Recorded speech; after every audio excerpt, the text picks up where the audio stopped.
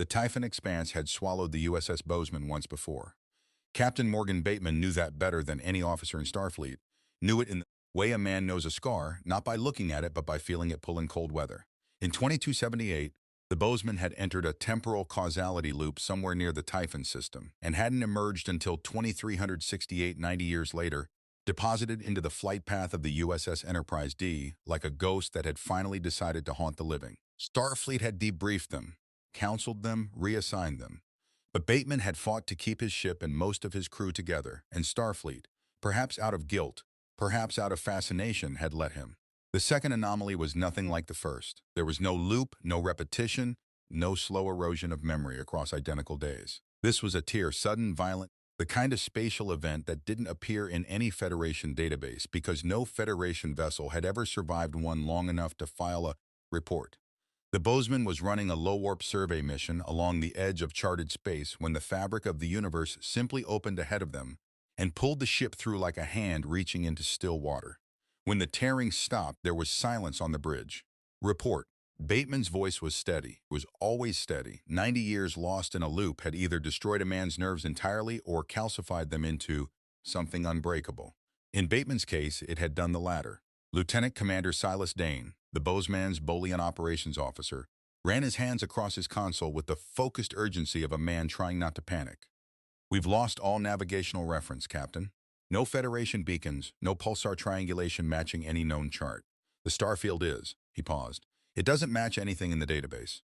Not even approximate matches within a 10,000 light-year search radius." "We're not in our galaxy," said Ensign Terrell from the science station. She was young enough that the Typhon loop was history to her rather than memory, and her voice carried the particular quality of someone stating something impossible in the hope that saying it plainly would make it easier to process. "The galactic structure outside is consistent, but the stellar cartography is entirely foreign. Captain, I don't think we're in the Milky Way." Bateman stood from the command chair and walked to the view screen. Outside, a planet hung in the amber light of twin suns, a desert world, ochre and rust-colored, enormous and featureless from orbit, except for the faint smear of settlements clustered near what might have been moisture.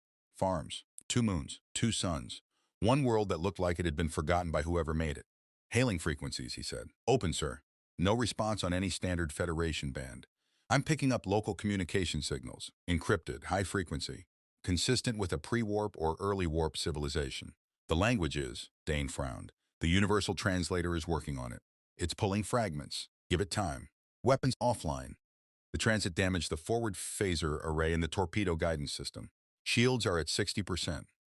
Warp drive is functional, but I wouldn't recommend anything above Warp 3 until engineering has a look at the nacelles."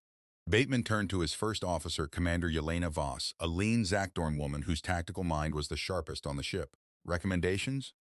"We go down," she said simply. "We can't chart a course home from orbit with damaged sensors. We need raw materials for repairs, and we need intelligence. Whatever this planet is, it has settlements. Settlements have people. People have information. And people have complications," Bateman said, but he was already moving toward the turbolift. "Voss, Dane, Terrell, full away team. Civilian clothing if we have anything that passes for unremarkable. We observe first, we don't announce ourselves." He paused at the turbolift door and looked back at the view screen, at that desert world turning slowly in the light of its twin suns, ancient and indifferent. "And someone get me a translation matrix on that local dialect before we land. I don't want our first contact with an alien civilization to be a misunderstanding."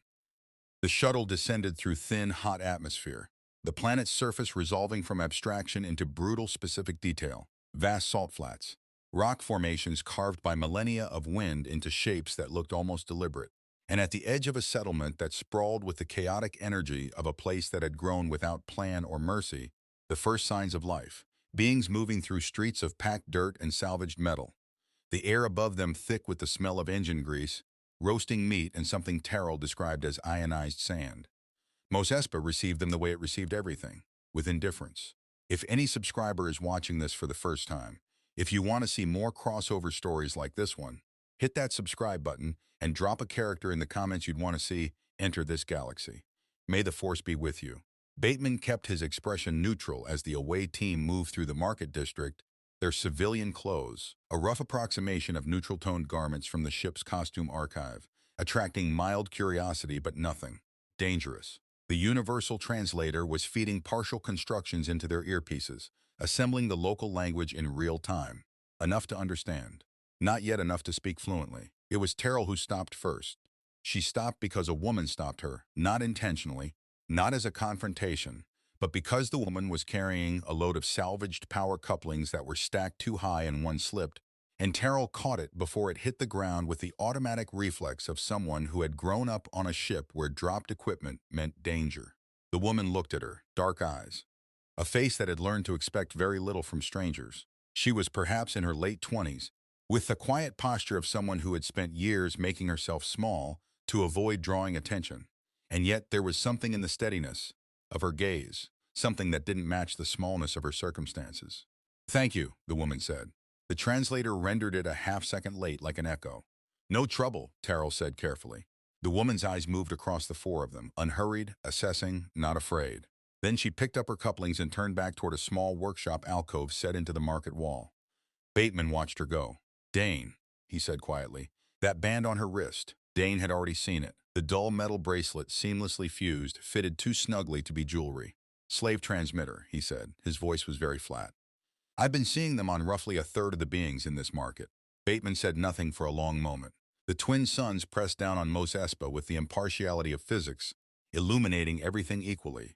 The merchants and the slaves, the free and the owned, and the captain of the USS Bozeman stood in an alien street and felt the prime directive settle over him like a weight he had been carrying his entire career, familiar and terrible. "We keep moving," he said, "and we keep our eyes open." But he looked once more toward the workshop alcove where the woman had disappeared, and something in the calculation behind his eyes shifted, very slightly, toward a conclusion he hadn't yet permitted himself to reach.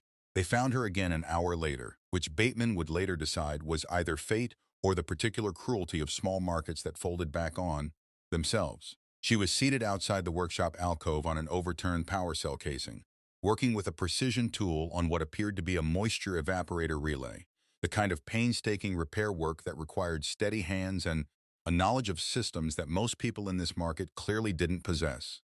The tool moved with the confidence of long practice. Her eyes didn't lift when they approached, which told Bateman she had heard them coming and had already decided they weren't a threat. "You're not from here," she said. The translator was sharper now, the matrix filling in around the gaps. Her basic, the language the translator was rendering for them, carried the flat cadence of the outer rim, worn smooth by years of use. "No," Bateman said. He crouched down to her level, which was a small thing, but she noticed it. "We're travelers. Our vessel had a navigational failure. We're trying to get our bearings.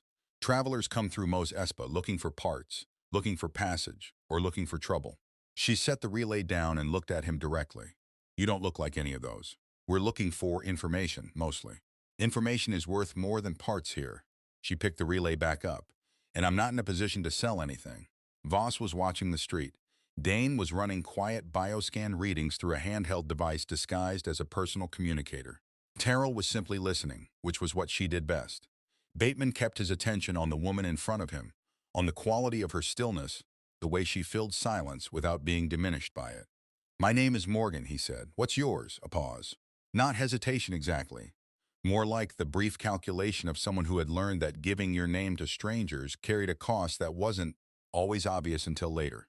"Shmi," she said finally. "Shmi Skywalker." "Do you know this city well, Shmi?" "I know it well enough to know that 4 people asking questions in the market district will attract attention before the second sun sets." She glanced up at him. "Whatever you're looking for, you should find it quickly and leave." Mos Espa is not a kind place to people who look confused. "We're not confused," Bateman said. "We're just new." Something flickered in her expression, not quite amusement, but adjacent to it, the ghost of a reaction that had mostly been trained out of her by circumstance. "Everyone who's ever made trouble in this city said something like that when they arrived." Bateman smiled, which was a thing he did rarely enough that Voss glanced at him from across the alley. "I'll take that as a warning. Take it however you like." She set the relay down again and looked at the 4 of them with that same unhurried assessment she had used in the market, moving across their faces, their posture, their clothing, the way they stood relative to each other. "You're not merchants. You're not bounty hunters. You hold yourselves like soldiers, but you're not tense enough to be on a job." She paused. "You're explorers." "Something like that," Terrell said. Shmi nodded slowly, as though this confirmed a theory she had been developing since the market. There's a parts dealer 2 streets over, Plick, a Rhodian, mostly honest. He'll have power converters, coolant manifolds, whatever your ship needs. He won't ask questions if you pay in something other than credits. Because he's been overextended with the Hutts for 3 seasons and needs anything, he can barter quietly. She picked up her relay tool again. That's the information. No charge. Bateman studied her for a moment. Why? Because you crouched down, she said simply, and returned to her work. They found Plick exactly where she said he would be, and he had exactly what they needed, and the transaction was completed in the quiet, efficient way of people who understand that commerce doesn't require friendship. Dane loaded the components into a carry case, and Voss mapped the route back to the shuttle, and Bateman stood at the entrance to Plick's stall, looking back down the street toward the alley where Shmi Skywalker was still working, still precise, still making herself small in the shadow of her circumstances. Captain Voss said quietly, "We have what we came for. I know. The Prime Directive. I'm aware of the Prime Directive, Commander." He said it without sharpness, but with a weight that closed the conversation. He turned and walked with the team back toward the shuttle coordinates, and he didn't look back again. But that evening, in the Bozeman's small briefing room, with the desert planet filling the lower arc of the porthole, he sat with his senior staff, and the question that had been sitting with him since the alley laid itself out on the table between them without being formally introduced. "The slave population in that settlement is extensive," Dane said, pulling up the bioscan results. "The transmitter devices are subcutaneous in some cases and external in others. The external ones are connected to a detonation circuit. The wearers can't travel beyond a certain radius without triggering a lethal response." Silence. "This is a pre-warp civilization," Voss said carefully. "The Prime Directive is unambiguous. The Prime Directive is designed to prevent cultural contamination of developing civilizations," Bateman said. "It was not designed as a philosophical shield against moral complicity." He had said versions of this before, in other situations, in other briefing rooms, had thought it through across 90 years of loop time until the argument was as familiar as his own reflection. "We observe.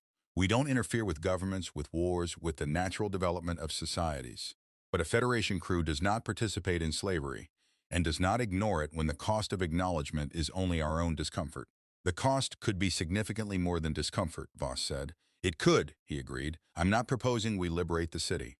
I'm proposing we think carefully about what we're willing to do and what we're not willing to do before we make decisions we can't undo." He looked around the table.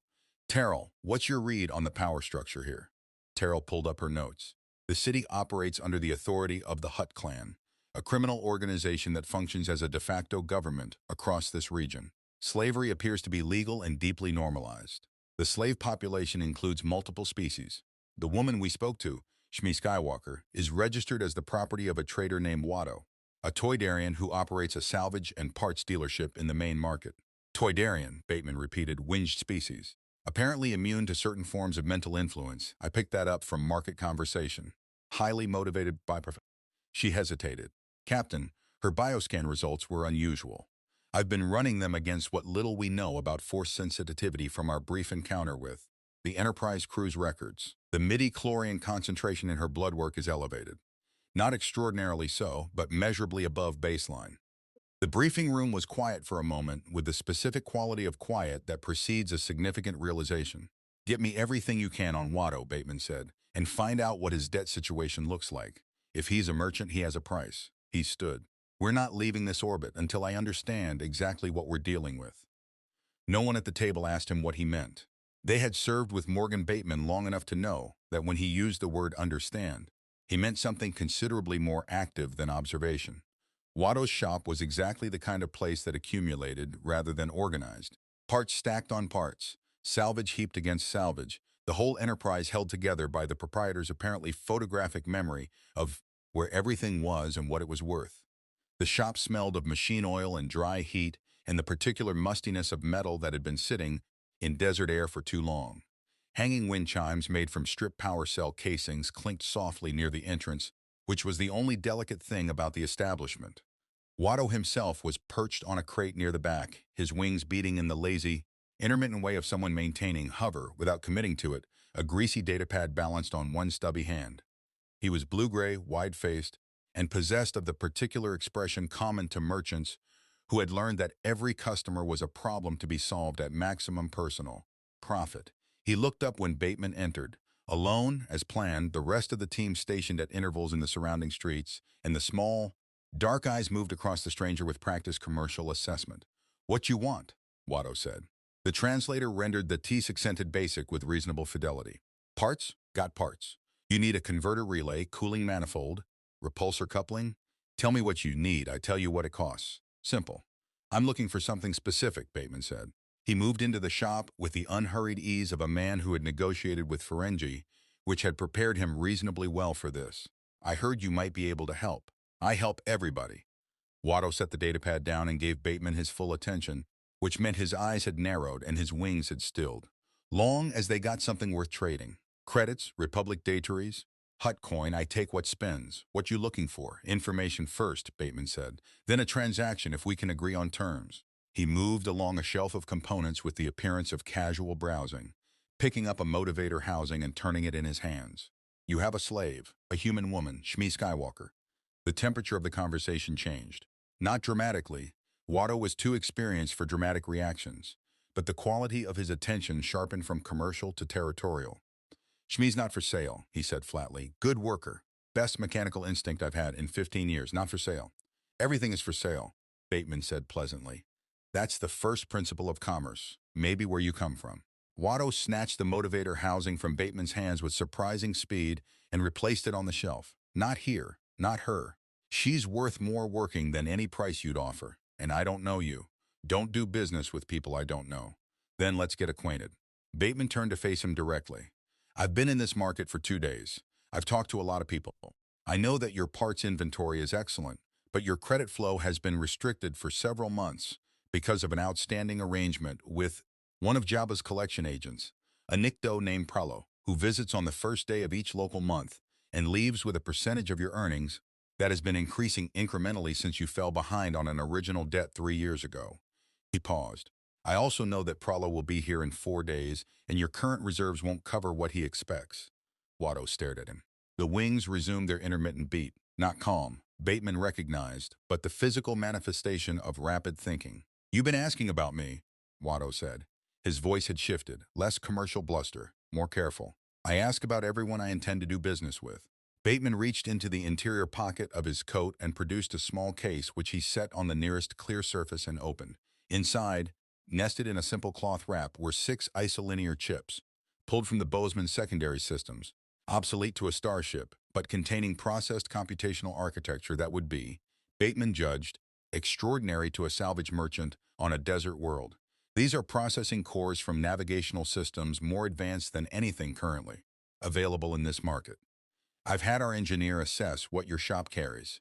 These are compatible with at least 40% of the technology you stock, and they would make every system they're installed in roughly 3 times more efficient." He let Watto look at them. "They're yours, along with a sum in Hut coin sufficient to settle your debt with Pralo and leave you solvent for the better part of a year in exchange for Shmi Skywalker's freedom documents and the deactivation of her transmitter." The shop was very quiet except for the wind chimes. "Where you get Hut coin?" Watto asked. His voice was careful.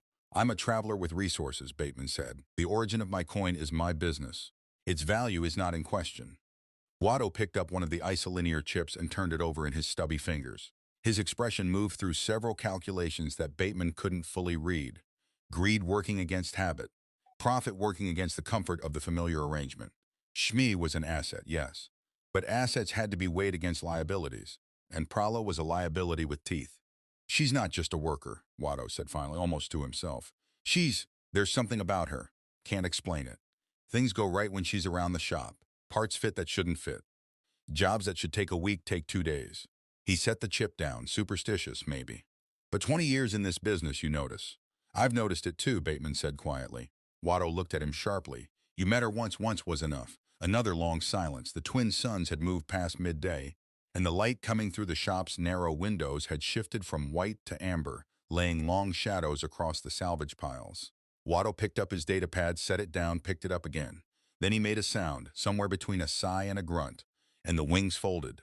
"Come back tonight," he said, "after second sunset. Bring the coin and the chips. I'll have the documents." Bateman closed the case. "I'll be here."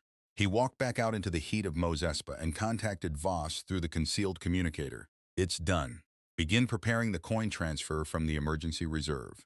He paused at the edge of the market street, looking up at the twin suns burning white and indifferent above the rooftops, and have Dr. Okafor ready in sickbay. The transmitter removal is going to be the delicate part. Voss's voice came back measured and professional, but underneath it, barely perceptible, was something that might have been relief. Understood, Captain.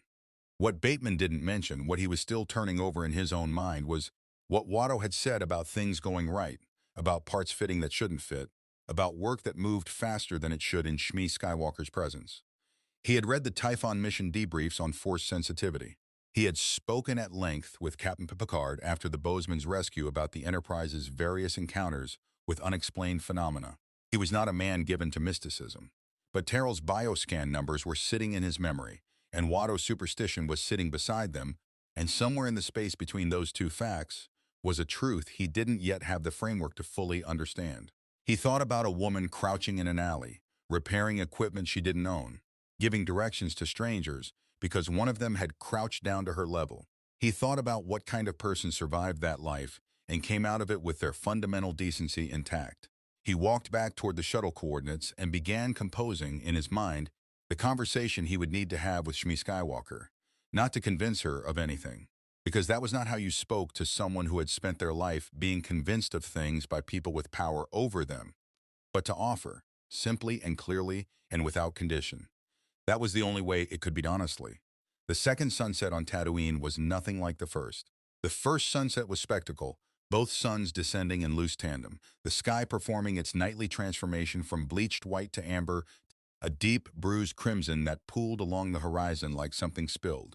Bateman had watched it from the shuttle's small viewport while waiting for the appointed hour, and had found himself thinking, despite everything, that it was extraordinary. The kind of sky that made you understand why people stayed in places that were trying to kill them. The second sunset was quieter, one sun already gone, the last one dropping fast, the light thinning to a cold copper that made the dust in the streets look like particles of old bronze. The market had emptied. The noise of Mos Espa had shifted registers, the daytime commerce replaced by the lower, more guarded sounds of a city settling into its nighttime arrangements, which were different in character and considerably less safe. Bateman returned to Watto's shop as the last light died. Voss was 30 meters behind him, positioned in a doorway with a line of sight to the shop entrance. Dane was covering the alley approach. Terrell was back at the shuttle with Dr. Okafor, the medical kit, and a prepared explanation for Shmi that Bateman had reviewed twice and still wasn't entirely satisfied with. The shop was lit from inside by a single work lamp. Watto was alone, which was either honest or a kind of trap, and Bateman had decided before entering that the distinction would become clear quickly enough. The Toydarian had the documents ready, a data chip and a printed flimsy copy, both bearing what appeared to be the official marks of the Mos Espa registry. He held them the way a man holds something he has decided to release but hasn't quite let go of yet. The transaction itself took 11 minutes. Bateman laid out the Hut coin in denominations that Dane had confirmed were current and legitimate, pulled from the Bozeman's emergency commercial, Reserve, a fund that existed precisely for situations where a Starfleet crew needed to operate without drawing attention in a non-Federation economy. The isolinear chips were examined by Watto with the focused intensity of a man who understood exactly what he was looking at even without knowing what to call it. There was a moment around the 9th minute when the Toydarian's wings flared slightly and his expression tightened, and Bateman recognized the specific look of a person second-guessing a decision they have already made. "She'll be looked after," Bateman said, not as persuasion, as information. Watto's wings settled. "She's a good worker," he said again. It was, Bateman understood, the only register of sentiment available to him. Praise expressed as commercial assessment, affection dressed as inventory evaluation. He handed over the documents. "Don't let her waste it." Bateman took the chip and the flimsy without comment and walked back out into the copper-dark street. Shmi was in the small dwelling attached to the rear of the workshop, 2 rooms, a sleeping area, a space that served as kitchen and workbench simultaneously, everything clean and organized with the focused precision of someone who had long ago accepted that the only thing in her life she could control was the immediate arrangement of her immediate surroundings. She looked up when Bateman knocked on the open door frame. Her expression was neutral, prepared, the face of a woman who had learned to receive news from powerful strangers without visible reaction until she understood what the news meant. He held out the documents. She didn't take them immediately. Her eyes moved from the flimsy to his face, reading him the way she had read the market, unhurried and thorough. "What did you pay?" she asked. "Enough. It doesn't matter. It matters to me." Her voice was very even. "I am not comfortable being a transaction without knowing its terms." Bateman nodded. It was, he thought, exactly the right thing to say. "Fair enough. I paid Watto outstanding debt to the Hutts and a set of technical components worth considerably more than the debt. The total cost to my ship's emergency reserve is significant but not critical. You owe me nothing. This is not a new arrangement. It's the end of an old one." She looked at the documents for a long moment. Then she reached out and took them. Her hands, he noticed, were completely steady. "The transmitter," she said. "We have a doctor. She can remove it tonight on our ship. It's a surgical procedure, perhaps an hour, under sedation if you prefer. You'll be uncomfortable for a day, but there won't be permanent damage." He paused. "You don't have to come to the ship if you don't want to. We can attempt it here, but our medical bay is better equipped." Shmi folded the documents carefully and held them against her chest. She looked around the two rooms, at the clean surfaces, the organized tools, the sleeping area where everything was positioned with such deliberate care, and the look on her face was not nostalgia. It was more like the expression of someone taking an accurate inventory of something before choosing to leave it behind. "I'll come," she said. The Weequay found them 3 streets from the shuttle. He stepped out of a side passage with the unhurried confidence of someone who had been waiting and knew the geography better than his targets. He was broad, weathered, wearing the kind of armor that was assembled from multiple sources over many years. Not uniform, not organized, but functional in the comprehensive way of someone who had been shot at enough times to cover every angle. A blaster was holstered at his hip, and a second was visible at the small of his back, and he was carrying a scanner that he pointed at Shmi with the practiced ease of a man who had done this exact thing many times before. "Slave registry confirms the transmitter is offline," he said. His basic was accented and flat. "That's a crime in this jurisdiction. The woman is registered property of Watto of Mosespa, and removal of a control device without proper authorization from. She has the freedom." "Documents," Bateman said.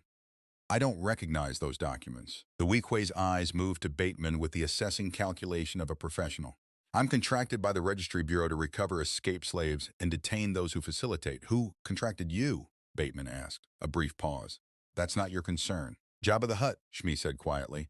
Bateman glanced at her. Her voice was calm, precise. "His people watch the registry for transmitter deactivations. They've done it for years. When Watto's debt was paid, the alert would have gone to Jabba's office automatically. He'd want to know who had enough coin to settle it, and why."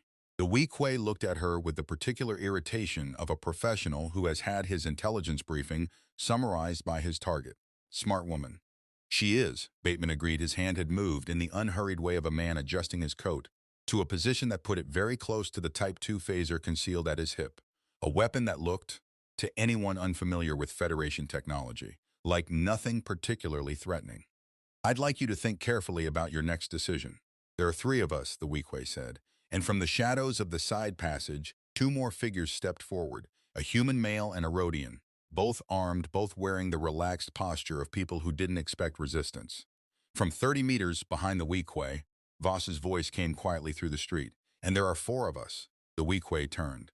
Voss and Dane had positioned themselves at the alley entrance, and while neither was visibly armed in any way that would register to someone unfamiliar with Starfleet equipment, the quality of their stillness communicated something that transcended cultural and galactic barriers, the specific stillness of people who were not afraid. The standoff lasted perhaps 10 seconds. Then the Weequay holstered his scanner. "Jabba will hear about this," he said, with the professional composure of a man filing a report rather than making a threat. "I expect he will," Bateman said. They walked the remaining 3 streets to the shuttle without further incident, and when the ramp closed behind them and the desert heat was replaced by the recycled air of Federation technology, Shmi Skywalker stood in the middle of the shuttle bay and looked at the clean walls, the instrumentation panels, the soft overhead lighting. The design language of a civilization that had decided aesthetic consideration was worth engineering resources, and she was very quiet for a long time. "This is your ship?" she asked finally. "Part of it," Bateman said. "The rest is in orbit." She looked the ceiling as though she could see through it to the vessel above, and something moved across her face that was too complex and too private to name, Doctor. Amara Okafor had been the Bozeman's chief medical officer for 6 years, and she had treated everything from Boolean cardiovascular irregularities to the specific psychological profile of a crew that had spent 90 years in a temporal loop and then been asked to simply continue their careers. She was not easily surprised by patience. Shmi Skywalker surprised her. Not in the way of the transmitter removal, which was technically demanding but procedurally straightforward. The device was subcutaneous, positioned at the inner wrist, and the Bozeman surgical bay handled it with the kind of precise efficiency that would have seemed like sorcery to anyone from Tatooine. The surprise was in the patient herself. Shmi submitted to the medical scanner, the sedation preparation, the surgical procedure, and the recovery protocol with a cooperative attentiveness that was entirely devoid of the anxiety Okafor typically saw in patients undergoing their first encounter with Federation medicine. She asked questions, precise technical questions, about what the scanner was measuring, how the surgical laser was calibrated, what the sedative compound interacted with in human physiology, and she listened to the answers with the focused concentration of someone who was not simply being polite, but was genuinely filing the information away for future use. "You have medical training?" Okafor asked. During the recovery period, when Shmi was sitting up on the bio bed with her wrist bandaged, and the transmitter sitting in a specimen tray where she had asked to see it. "No formal training," Shmi said. She was looking at the transmitter with an expression that was not quite hatred and not quite relief, but lived in the territory between them. "But when you spend years repairing machines, you start to understand that biological systems and mechanical systems follow similar principles. Things break in predictable ways. Things can be fixed if you understand the underlying architecture. That's a remarkably sophisticated framework for someone without formal education." Shmi looked at her. "Education and intelligence are not the same thing. Tatooine taught me that very early." Okafor made a note in the medical file and said nothing further on the subject, but she flagged the bioscan results for Terrell with a brief annotation: midi-chlorian concentration elevated. Recommend full genetic sequencing when patient consents. The Bozeman was a small ship by Starfleet standards and Soyuz-class vessel, compact and functional, designed for survey work rather than deep exploration. Its corridors were narrow, its common spaces modest, its crew complement lean. But to Shmi Skywalker, moving through it for the first time after her recovery, it was an education in the possible. Bateman gave her the tour himself, which was not something he typically did with guests, and which his senior staff noted without comment. He walked her through the bridge, the engineering section, the science stations, the crew quarters. He explained what he could in terms that didn't require a century of Federation context to understand. She asked questions at each stop, not the deferential questions of someone trying to appear interested, but the direct, specific questions of someone building a mental model in real time. On the bridge, she stood at the forward viewport for a long time and looked at Tatooine from orbit. The planet was smaller from up here, its brutality abstracted by distance into something almost beautiful, the ochre and rust tones, the geometric shadows of its rock formations visible even from this altitude, the thin atmospheric haze at the terminator line. "I've never seen it from above," she said. "What do you think?" She considered the question seriously. "I think it looks like it's holding its breath," she said. "Like it's waiting for something." Bateman stood beside her and looked at the planet. "Maybe it is."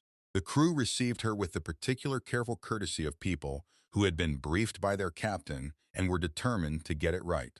Dane brought her tea from the mess, a Bolian preparation that he acknowledged immediately was probably not calibrated for human taste, and which she drank anyway and said was interesting, which was diplomatic and kind.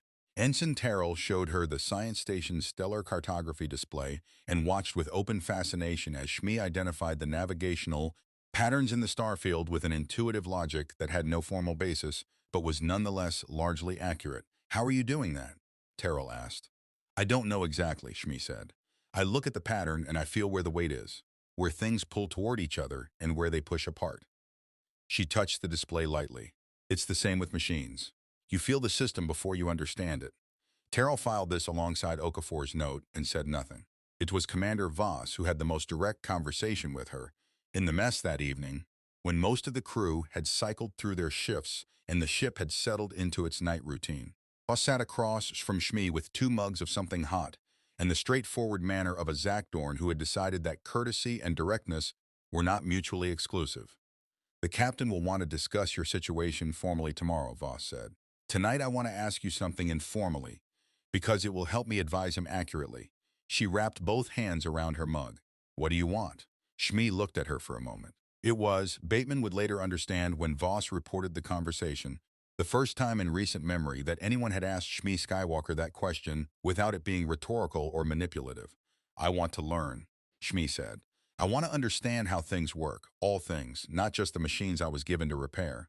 I want to talk to people who treat questions as legitimate rather than as evidence of presumption. She paused.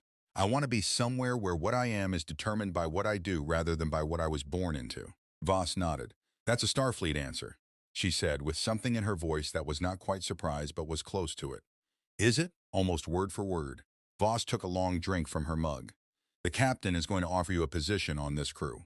I want you to know that before he asks, so that you have time to think about it without the pressure of the moment. It will be an informal position. We don't have the authority to formally commission anyone without Starfleet approval, and we are, to put it plainly, very far from Starfleet. But you would have quarters, meals, work, and the standing of a crew member rather than a passenger.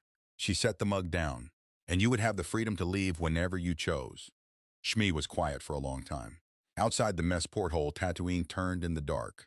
Does he do this often, she asked. Take people in? He does what he believes is right, Voss said, which is either his greatest quality or his most dangerous one, depending on the situation.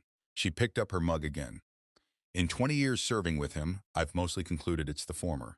Shmi looked out at the planet below, at the world that had owned her, that had shaped every cell of her body and every reflex of her mind, that she had never in her life chosen, and could not until 48 hours ago have left. She looked at it the way you look at something you are in the process of understanding differently. Tell him yes, she said quietly. Tell him yes before he asks, so that he doesn't have to make the offer formally and I don't have to make him wait for an answer. Voss allowed herself a small smile, which for a Zakdorn was the equivalent of open celebration. I'll tell him. Below them, Tatooine continued to hold its breath, waiting for something that was already in motion, already decided, already written in the particular gravity of choices that pull everything else into alignment around them. The Jedi came on the third day. He arrived in a battered single-occupancy transport that descended through Tatooine's atmosphere with the casual confidence of someone who had landed on worse planets in worse conditions and considered the exercise routine. The ship settled in the public landing bay on the eastern edge of Mos Espa with a hydraulic sigh, and the man who stepped down the ramp wore the sand-colored robes of a traveling Jedi Knight, with the particular ease of someone for whom the robes were simply clothing rather than costume, worn in, practical, carrying the accumulated texture of long use. His name was Jedi Knight Varen Das, and he had been traveling the Outer Rim for 4 months on a mission that the Council had described as investigative and that he had come to think of as a sustained exercise in feeling the galaxy's mood. He visited troubled systems, listened to populations that the Republic Senate couldn't hear from Coruscant, and filed reports that the Council read with interest and the Senate largely ignored. It was not glamorous work, but Das had never been motivated by glamour. He felt the disturbance before he reached the city. It was not a dark side emanation. Nothing like the cold, oily pressure of Sith presence that he had encountered twice in his career and hoped never to encounter again. This was something different, something clean and bright and entirely foreign, like a frequency his senses had never been calibrated to receive. He stood on the landing ramp for a moment after disembarking and simply felt the direction of it, the way you feel a wind change before you hear it in the trees. It was coming from above. He looked up at the sky, pale, heat-bleached, the twin suns burning in their fixed positions, and saw nothing. But the feeling persisted. Something in orbit. Something that was not the Force and not the absence of the Force, but was instead something adjacent to it. Something that interacted with the Force the way a stone interacts with water. Not becoming the water, but changing its surface. He filed a brief message to the Jedi Temple on Coruscant, anomalous Force signature, Tatooine investigating, and walked into Mos Espa. Terrell detected the transport's arrival on the Bozeman's passive sensors and flagged it without alarm. There was constant traffic through Mos Espa's landing facilities, and a single small vessel was unremarkable. What she flagged to Bateman 20 minutes later was more specific. A bioscan of the transport's occupant, taken as he passed within range of the sensor net she had quietly established over the city during the past 2 days. The midi-chlorine concentration in this individual is extraordinary, she said, pulling up the data in the briefing room where Bateman was meeting with Voss and Shmi. Significantly elevated above Shmi's readings. Significantly elevated above anything in our database reference points. He's also carrying what our sensor array is classifying as an energy weapon consistent with plasma blade technology. We've been picking up trace signatures from similar weapons in the market district since we arrived, but this individual's reading is cleaner and more precisely calibrated than the ones we've seen on other locals. Bateman looked at the data. Is he looking for us? His movement pattern suggests he's looking for something, Terrell said. He's not shopping. He's not meeting a contact. He's moving through the city in a search pattern, deliberate, expanding radius, centered on. She paused. Centered approximately on the position of our shuttle in the landing bay. Shmi had been listening with the focused stillness she brought to all information. A Jedi, she said. The room turned to her. I've seen one before, she said, years ago. Passing through Mos Espa. There was something about how the city felt when he was in it, like the air, was paying attention. She looked at Terrell's data readout with calm recognition. They feel things that other people don't feel. If something unusual has happened here, if there's something on your ship that doesn't belong in this galaxy, he would know. What do the Jedi do with things that don't belong? Bateman asked. Shmi considered this carefully. They investigate. They assess. They're not violent without cause, but they consider themselves responsible for the balance of, they call it the Force.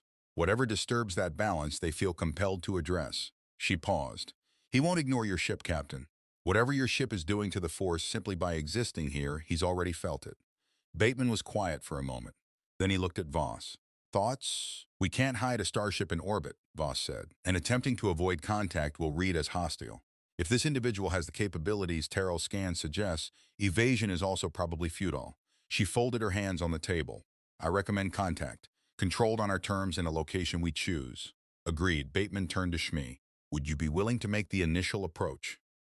You know this city. You know how to read people in, and if he's sensing the Force disturbance, your presence might complicate the signal, Shmi said. There was something in her voice that was not quite wry humor but lived near it. Yes, I'll go. She found Das at the edge of the market district, standing very still in the shadow of a canopy stall selling water vapor collections, his eyes closed and his expression carrying the particular inward quality of deep concentration. He opened his eyes when she approached, not startled, because Jedi Knights did not startle, but with the specific alertness of someone whose attention has been redirected by something unexpected. He looked at her for a moment with an expression she couldn't fully read. Then he said quietly, "The disturbance has a human face." "The disturbance has several," she said. "My name is Shmi Skywalker. The people I'm with would like to speak with you. They won't harm you. They don't know enough about this galaxy yet to be a threat to anything." Das studied her. His eyes were steady and dark and carried the quality of someone who was listening to something beyond the words. "You were a slave here," he said. "Not a question, until 3 days ago. And now? Now I'm something else." She held his gaze. "Come and meet them. They have questions. And I think you do too." Das was quiet for a long moment, feeling the texture of her presence in the Force, the extraordinary concentration of it. The brightness that was not trained and not shaped but simply present, like a fire that had never been told it was a fire. He felt the pull of it, the way you feel the pull of something that matters before you understand why it matters. "Lead the way," he said. They walked together through the amber heat of Mos Espa, a freed slave and a Jedi Knight moving toward a Federation starship, and the first conversation between two civilizations that had never imagined each other's existence, and the Force moved around them both with the particular quality it reserved for moments that were going to matter. Not loudly, not dramatically, but with the quiet, insistent pressure of a tide coming in. Above them in orbit, the USS Bozeman waited with its running lights on and its shields down, because Bateman had ordered both the moment Terrell confirmed the Jedi was moving toward the shuttle bay, which was the closest thing he could manage to knocking on a door.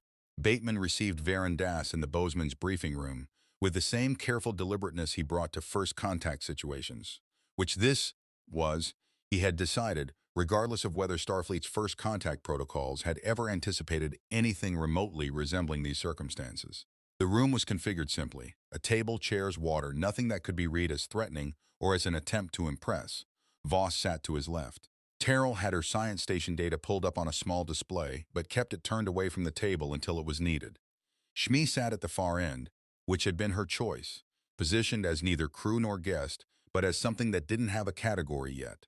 Das entered the ship the way he entered most situations, with his senses fully extended and his expression giving nothing away. He had passed through the shuttle bay with the alert stillness of someone cataloging everything simultaneously, and what he had cataloged had clearly not matched any prior experience, because there was a quality to his composure now that was working slightly harder than it had in the street.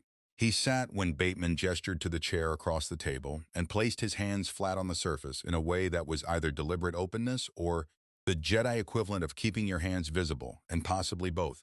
"Thank you for coming," Bateman said. Thank you for the open invitation.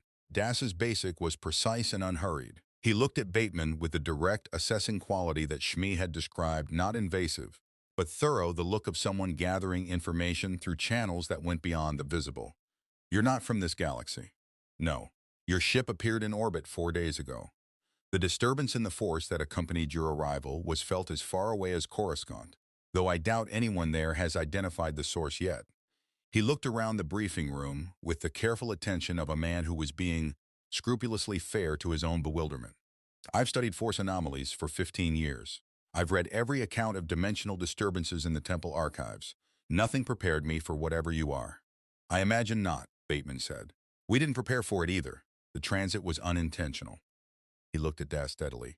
I'll tell you what we are and where we come from, as completely and honestly as I can, if you'll extend me the same courtesy about your order in this galaxy.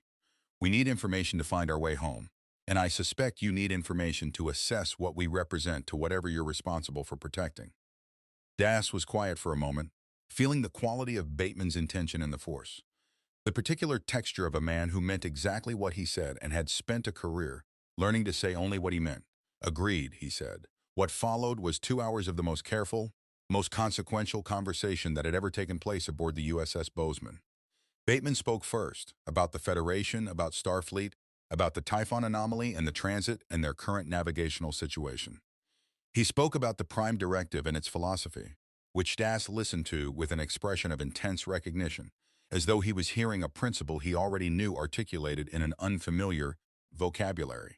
He spoke about what they had done in Mos Espa and why, which was the moment when the quality of Das's attention shifted most noticeably, not toward disapproval, but toward a careful, weighted consideration. Then Das spoke. He described the Force, not as a religion, which Bateman had half expected, but with the measured precision of a scientist describing a phenomenon he had studied for decades. He described the Jedi Order's function and philosophy.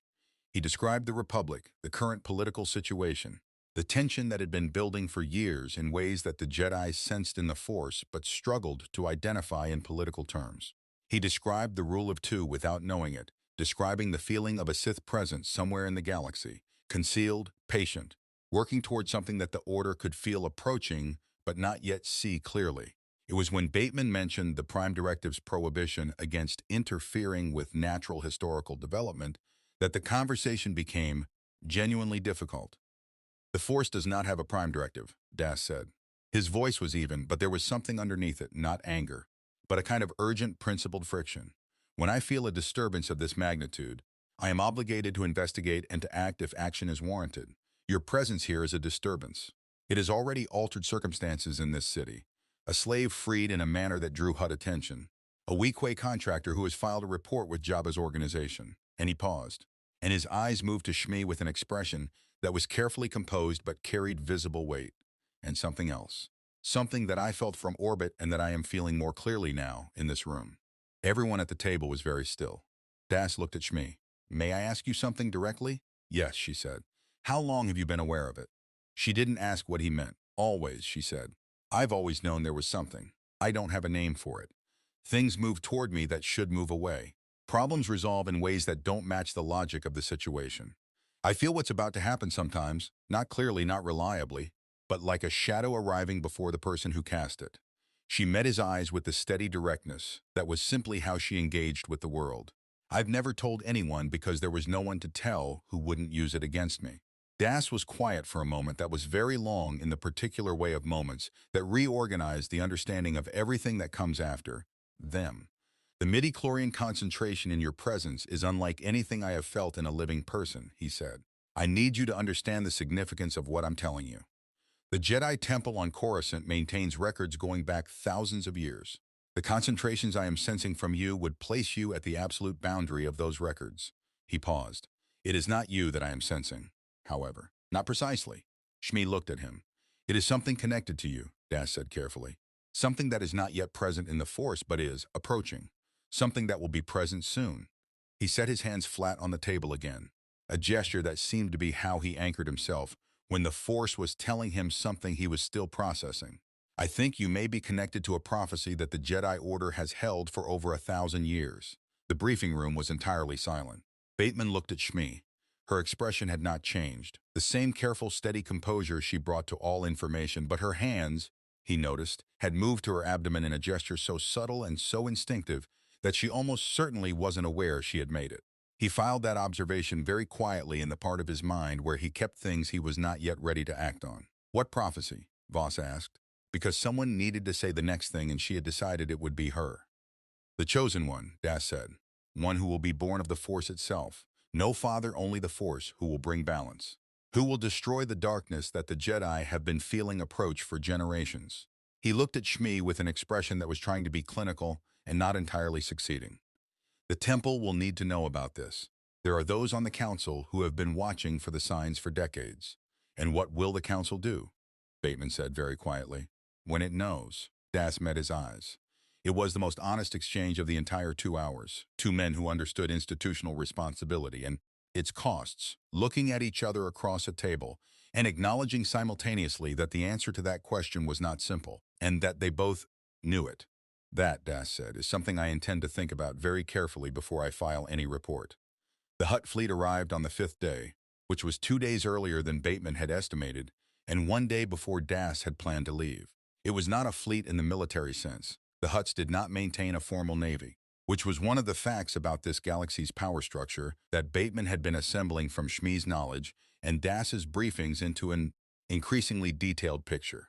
What Jabba dispatched was a collection of enforcement vessels, 3 modified freighters with hull-mounted laser cannon arrays, a Corellian corvette that had been heavily customized in ways that prioritized firepower over everything else, including aesthetics, and 2 smaller escort craft that were fast and heavily shielded and whose primary function was clearly to prevent whatever they were escorting from escaping. Terrell detected them coming out of hyperspace at the edge of the system and had 17 minutes of warning before they reached Tatooine orbit. Bateman used 14 of those minutes productively. Shields to full. Bring the phaser array online. Not hot, just ready. I want firing solutions calculated but not loaded. He turned to Dane. What's our weapon status after the transit repairs? Forward phaser array is at 90%. Aft is full. Torpedo guidance is functional, but I'd rate it at 75. The last repair was solid, but I wouldn't want to stake our lives on precision. Dane's hands moved quickly across his console. Shields are at full capacity. The transit damage to the hull plating has been patched, but it's patchwork. A sustained barrage could breach us in the ventral section. Noted. Bateman looked at the view screen where 5 vessels were resolving from hyperspace transit blur into specific hostile shapes. Open a channel to the lead ship. The face that appeared on the view screen was not Jabba. It was a Twi'lek male in expensive clothing that was doing its best to project authority, which Bateman read as a lieutenant rather than a principal. He introduced himself as Rada's voice, which appeared to be a title, and explained in the measured tones of someone reciting prepared terms that the Federation vessel was harboring stolen property belonging to Jabba the Hutt, that this was a violation of established Outer Rim commercial law, and that the vessel would surrender the property in question, along with a fine of sufficient magnitude to compensate for the disruption, or the matter would be resolved through alternative means. I appreciate the clarity, Bateman said. Let me be equally clear. The individual you're referring to is a free person. She holds valid freedom documents issued by the Mos Espa Registry. She is a member of my crew and is under my protection. I'm not going to surrender her, and the fine you're describing is not something I'm going to pay. He kept his voice entirely level. I'd encourage you to discuss this with Jabba before making decisions that can't be undone. The channel closed. The 5 ships continued their approach. Voss appeared at Bateman's shoulder. They're not stopping to discuss. No, he agreed. They're not. Das had been standing at the rear of the bridge since the alert, and he stepped forward now. In the Bozeman's controlled lighting, he looked less like a traveling Jedi Knight and more like what he actually was. A highly trained individual who had spent years in situations where being the most capable person in the room was the only thing standing between bad outcomes and worse ones. Your ship can fight, he said. It was not a question. We can fight, Bateman said. 5 to 1 is a difficult ratio when one of the 5 is a Corellian corvette and my hull is patched. I'd prefer not to fight if an alternative presents itself. There may be one. Das looked at the view screen. The Corellian vessel, its commander will be the decision-maker in this formation. Hutt enforcement operates by hierarchy. If the senior commander is neutralized or convinced, the others will reassess. He paused. I have a ship in the landing bay. Small, unregistered, fast. If I can reach the corvette before they open fire. You'd be flying into a five-ship formation in a scout transport, Voss said. I've been in worse situations. With respect, Bateman said, I'd rather not resolve this by sending a passenger into danger. I'm not a passenger, Das said, and the quality of his voice when he said it was such that the distinction was immediately, comprehensively clear to everyone on the bridge. It was Shmi who ended the debate, which was fitting, because the debate was fundamentally about her. She had come to the bridge when the alert sounded and had been standing near the science station, listening and watching with the focused stillness she brought to everything. Now she moved to stand beside Bateman, and she looked at the hut formation on the view screen with an expression that was not fear. It was something considerably more purposeful than fear. Jabba doesn't want me, she said. He wants the precedent. If a slave can be freed by outsiders with enough resources, every slave owner on Tatooine becomes vulnerable to the same transaction. He needs to make an example. It's not personal, it's structural. That doesn't change our situation, Voss said. No, Shmi agreed. But it means that if Jabba can be offered something that addresses the structural concern without the battle, he'll take it. Huts are pragmatic. The battle costs them ships and crew and ammunition. Pragmatism says, find the cheaper solution. She looked at Bateman. What does your ship carry that a hut would value more than the precedent of a recovered slave? Bateman looked at her for a long moment. Then he looked at Voss. Then he looked at Dane. The isolinear chip technology. Dane said slowly. If Watto's reaction was any indication, the processing architecture alone would be worth more than a symbolic enforcement. Action, Bateman finished. Considerably more. He turned back to the view screen. The hut ships were holding position, which meant they were waiting for authorization from Jabba himself before opening fire. That was time. Get me a direct channel to Jabba the Hutt. Not his lieutenant, Jabba himself. Captain, Voss said carefully, negotiating directly with a crime lord is exactly what Starfleet Captain should not do. Bateman agreed. However, Starfleet Command is approximately 4 billion light-years away and does not currently have a vote in this matter. He straightened in the command chair. Channel, please. It took 6 minutes to get Jabba on the channel, which was the Hutt's way of establishing that he was doing them a favor by responding at all. The image that appeared on the view screen was enormous, slug-bodied, and possessed of the particular quality of amusement that belongs exclusively to beings who have spent decades watching people try and fail to negotiate from positions of weakness. Bateman spoke for 4 minutes without interruption, which told him that Jabba was listening rather than simply waiting to refuse. He offered 3 things. A package of Federation computational technology sufficient to modernize every operational system in Jabba's Mos Espa holdings, transmitted freely as a gesture of respect. A formal acknowledgement that the Bozeman would depart Tatooine's system within 24 hours and would not return. And a personal communication broadcast on Hutt frequencies, confirming that Shmi Skywalker's freedom had been legitimately purchased and was not a precedent applicable to any other slave in Jabba's holdings, framed as a unique transaction between a foreign power and a local merchant rather than a general challenge to the institution. Jabba laughed. It was a long, rolling, wet sound that the universal translator didn't need to render because the emotional content was entirely clear. Then he spoke. The translator rendered it. The stranger from beyond knows how to talk to a Hutt, I accept. My ships will stand down. But hear me. If your vessel is still in my system 25 hours, the next conversation will be shorter and considerably louder. The Hutt formation powered down their weapons arrays 17 minutes after they had powered them up. Bateman let out a breath that he had not been entirely aware he was holding and looked at Shmi. 24 hours, he said. She nodded. She had known what the deadline meant before he said it. She had known it since the Hutt ships appeared on the view screen. Had done the calculation. In that precise, accurate way, she did all calculations, and had arrived at the answer and had sat with it quietly while the crisis resolved around her. 24 hours to decide whether the stars were her future or whether Tatooine still had a claim on her that no freedom document and no Hutt negotiation could dissolve. The Bozeman spent its final hours above Tatooine in a state of quiet, purposeful activity that Bateman recognized as the particular energy of a crew that knew a deadline was real and was determined to make good use of the time remaining. Dane ran final diagnostics on the warp drive and reported to Bateman that the nacelles were performing within acceptable parameters, not perfect, but sufficient for a careful transit at Warp 2 that would take them far enough from Tatooine's system to attempt a more thorough navigational assessment. Terrell had been working for 36 hours on a stellar cartography analysis that was attempting to triangulate their position in this galaxy relative to any anomalous spatial phenomena that might indicate a transit corridor back toward their own universe. She had 3 candidate regions, none of them certain, all of them requiring investigation that would take weeks of careful travel. Engineering had completed the hull patch reinforcement. Okafor had cleared Shmi for full activity. The surgical site healed cleanly, no complications. The ship was ready. The question was who would be on it. Bateman had not raised the subject with Shmi directly since Voss had relayed her answer in the mess 3 days ago. He had given her work, real work, not occupational therapy, assigning her to assist Dane in the engineering section where her mechanical intuition had proven, within 48 hours, to be genuinely useful rather than merely interesting. Dane had reported that she had identified a harmonic resonance issue in the secondary coolant manifold that his own diagnostics had flagged as within tolerance, but that her hands-on assessment had correctly identified as a developing problem. She had proposed a fix. The fix had worked. She had also spent time with Das, which Bateman had quietly facilitated by scheduling their off hours to overlap. What they discussed he didn't know in detail. Voss had offered to monitor the conversations for security purposes, and Bateman had declined without hesitation, which Voss had accepted without comment.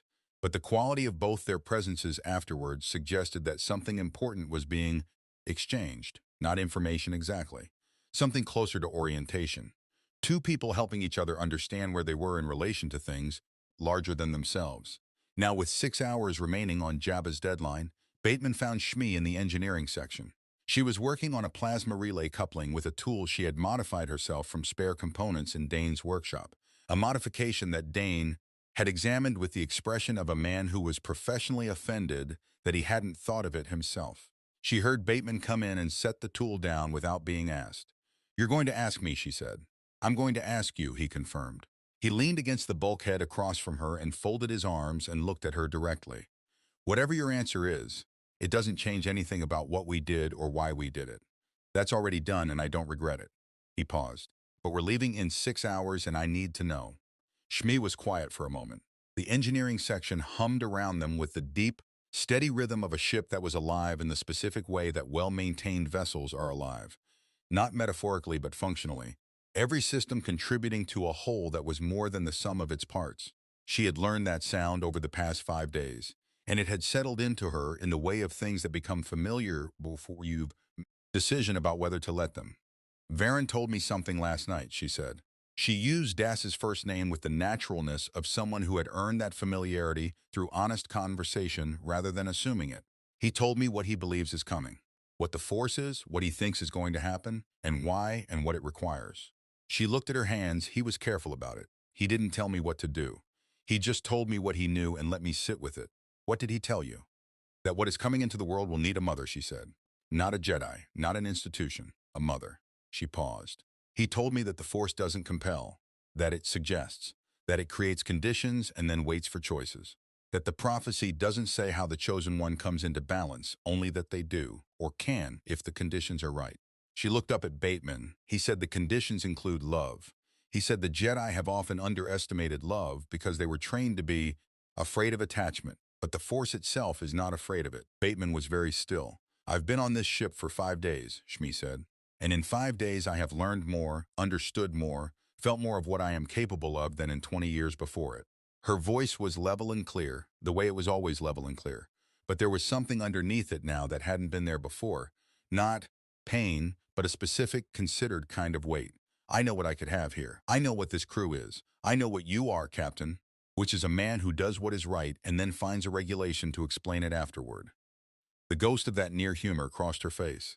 "I would choose this. Under any other circumstances, I would choose this without hesitation." "But," Bateman said. "But I keep feeling the weight of something that isn't here yet," she said. "Something that pulls toward me the way Varen says the Force pulls. Not away from the ship. Toward Tatooine. Toward whatever is already beginning." She pressed her hands flat against her knees. "I don't have words for it that aren't his words. All I know is that when I imagine leaving the system, there is something in me that stops. Not fear, not regret. Something that knows." Bateman nodded slowly. He had known, he realized, since the briefing room. Since the moment she had moved her hands to her abdomen without being aware of it. He had been holding the knowing at a careful distance, giving her the space to arrive at it herself, because that was the only honest way to hold it. "Then you know what you're going to do," he said. I know what I'm going to do, she agreed. They were quiet together for a moment in the humming engineering section, two people who had come to understand each other in the compressed, intense way of a shared crisis, sitting with a decision that was going to cost something real and was being made clearly and without self-deception. I want you to take something with you, Bateman said. He reached into his uniform pocket and produced a small data chip, not isolinear, not technically sophisticated, but formatted to be compatible with the kind of reading devices that appeared to be common in this galaxy's market. Technology. Terrell prepared it. Basic technical knowledge, medical information. Nothing that will give you an unfair advantage in the political sense. Nothing about weapons or power systems. But practical things. Biology, pharmacology, structural engineering principles. Things that might be useful in a life that is going to include raising someone the galaxy is going to need. Shmi took the chip and held it in her palm. This is against your prime directive, she said. The prime directive, Bateman said, was not designed as a philosophical shield against moral complicity. He said it with the easy familiarity of a man quoting himself. I stand by the interpretation. She looked at the chip for a long moment. Then she closed her fingers around it. Das was waiting at the shuttle bay when they arrived, which meant he had known, through the force or through the straightforward logic of having listened carefully to Shmi for 3 days, what her decision was going to be. He had his traveling pack over one shoulder, and the expression of a man who had resolved something difficult and was at peace with the resolution. I'm going back to Coruscant, he said to Bateman. I'm going to file a report that describes a spatial anomaly above Tatooine, briefly investigated, source unidentified, resolved without incident. He paused. I'm not going to mention the midi-chlorian readings. Not yet. What the Council does with that information when the time comes when it becomes impossible to miss is not something I can prevent. But I can give the circumstances time to develop without interference from an institution that has not always distinguished well between guidance and control.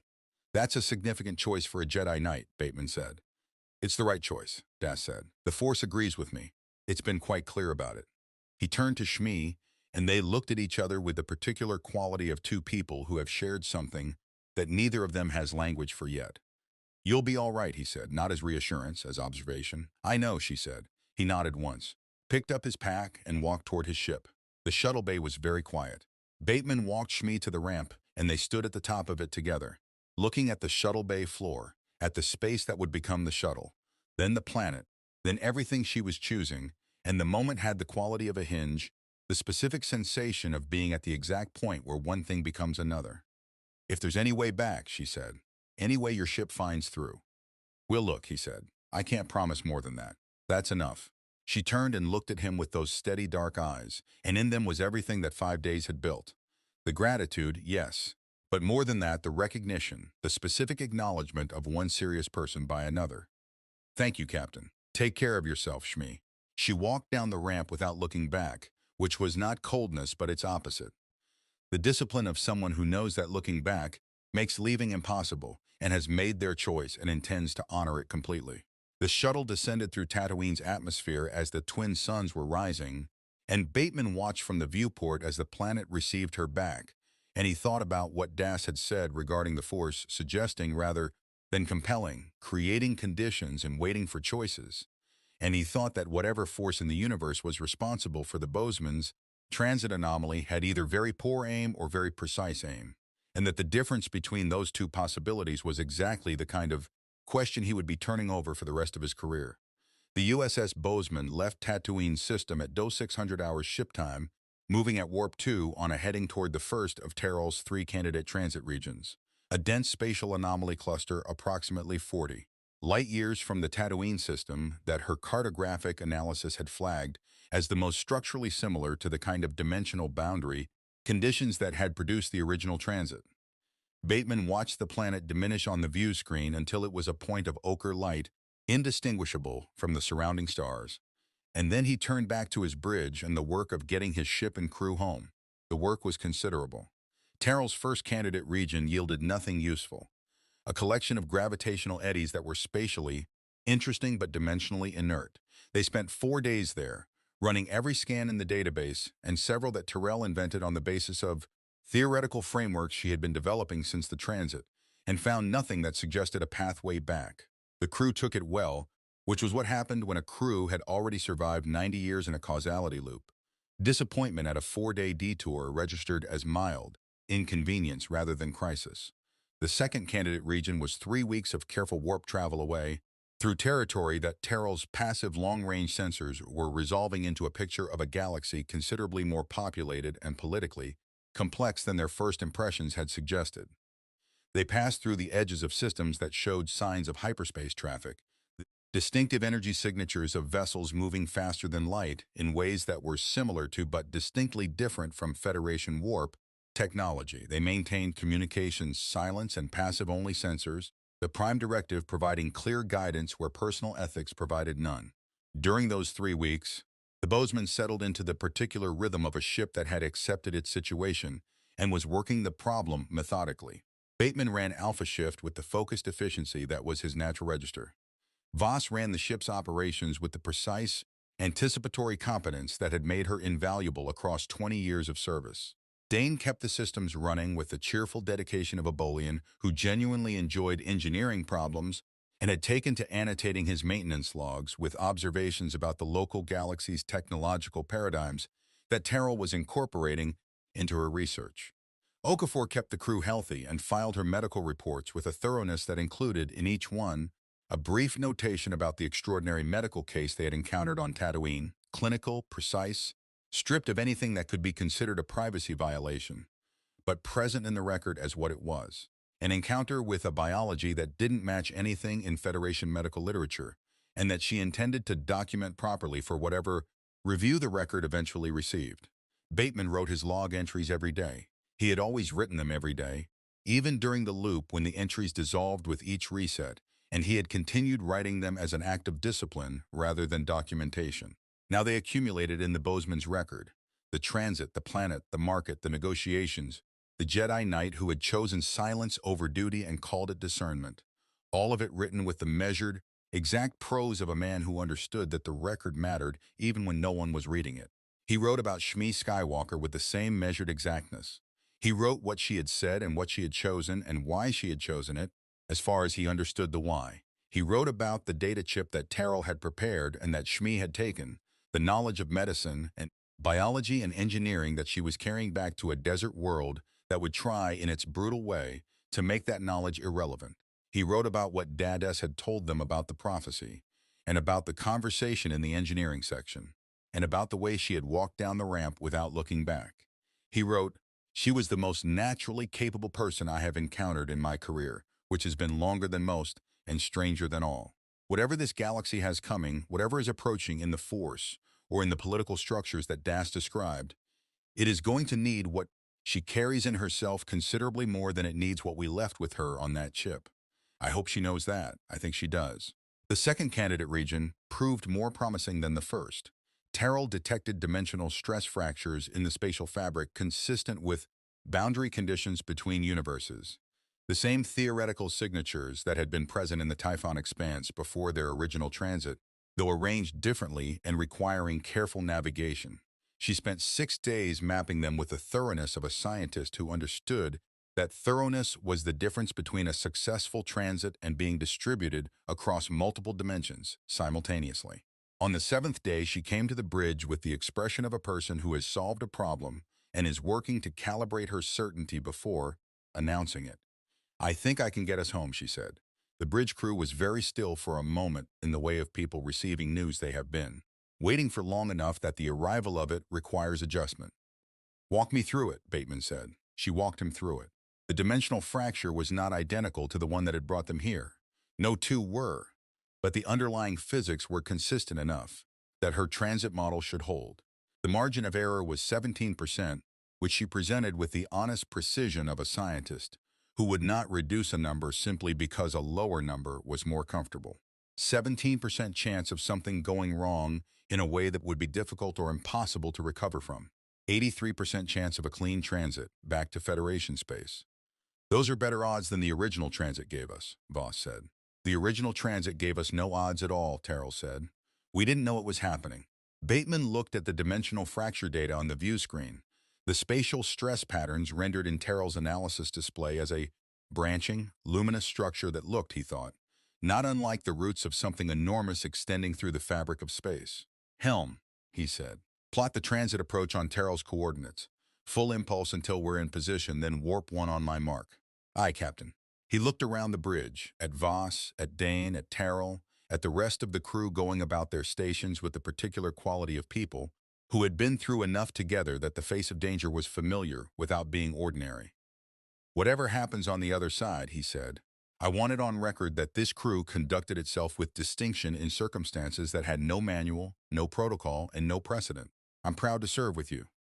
No one said anything, which was the appropriate response to a compliment from Morgan Bateman, who did not give them lightly. Approaching transit coordinates, the helmsman reported.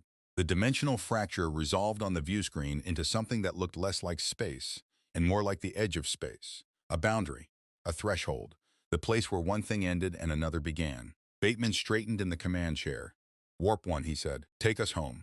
The USS Bozeman crossed the boundary at 14:23 hours ship time, and the galaxy it left behind continued on its own course, vast, complex, ancient, carrying within it the particular weight of a future already in motion. On Tatooine, under twin suns that were beginning their long descent toward the horizon, a woman sat in a small dwelling in Mos Espa and held a data chip in her palm and felt the weight of something approaching, not with dread, not with resignation, but with the clear-eyed readiness of someone who had been shown what she was capable of and had chosen to bring that capacity to bear on the most important work the galaxy would ever ask of her. She pressed her other hand to her abdomen. She felt something respond, not yet fully present, not yet arrived, but there unmistakably, impossibly, entirely itself. A brightness in the force that was already more than the sum of anything that had made it, already reaching toward a future that would reshape everything it touched. Shmi Skywalker closed her fingers around the chip and looked out the narrow window at the twin suns and the wide desert and the dust rising from the streets of a city that did not know what it was harboring. She smiled. The stars above Tatooine did not change when the USS Bozeman crossed back into its own universe. They burned with the same indifferent brightness they had always burned. Indifferent to the vessel that had briefly moved among them and was now gone. Indifferent to the choices that had been made in its shadow. The desert did not mark the occasion. The twin suns rose and set on schedule, but something had changed in the quiet way that the most consequential changes always occur. Not in spectacle, but in the rearrangement of conditions, the subtle shift of what was possible. Morgan Bateman carried back to his universe a record of a galaxy that Starfleet had never imagined, filed in the Bozeman's logs with the careful exactness he brought to everything. What Starfleet would do with that record, whether it would be classified, studied, or quietly shelved alongside the other impossible things that accumulated in the archives of an organization that had been encountering the impossible for 2 centuries, was not something he could control. He filed it honestly and trusted the institution he had served his entire life to do something worthy of what it contained. Verandas returned to Coruscant and filed his report about a spatial anomaly above Tatooine, source unidentified, resolved without incident. He sat with his knowledge for years, the extraordinary bioscan readings, the woman in the desert, the brightness he had felt in the Force that was unlike anything in 1,000 years of temple records. He sat with it and tended it carefully, the way you tend something that requires the right conditions to become what it is meant to be. He watched from a distance and he waited and he did not interfere, which was the most Jedi thing he had ever done and also the least, depending entirely on your definition of the word. And in Mos Espa, in a small clean dwelling under twin suns, Shmi Skywalker raised her son. She raised him with everything she had, with the mechanical genius that had survived 20 years of slavery intact, with the quiet dignity that no institution had managed to take from her, with the knowledge on a small data chip that she read and reread until it was part of her, until the medical and biological and engineering principles in it were as natural as breathing. She raised him with the memory of 5 days aboard a ship where she had been treated as what she was, which was a person of extraordinary capability and fundamental worth, and that memory became a kind of internal standard against which she measured everything that tried to tell her otherwise. She raised him knowing that the universe was larger than Tatooine. She raised him knowing that what he was had not come from nothing, had been made in part by choices, by the specific gravity of love that had pulled everything into alignment.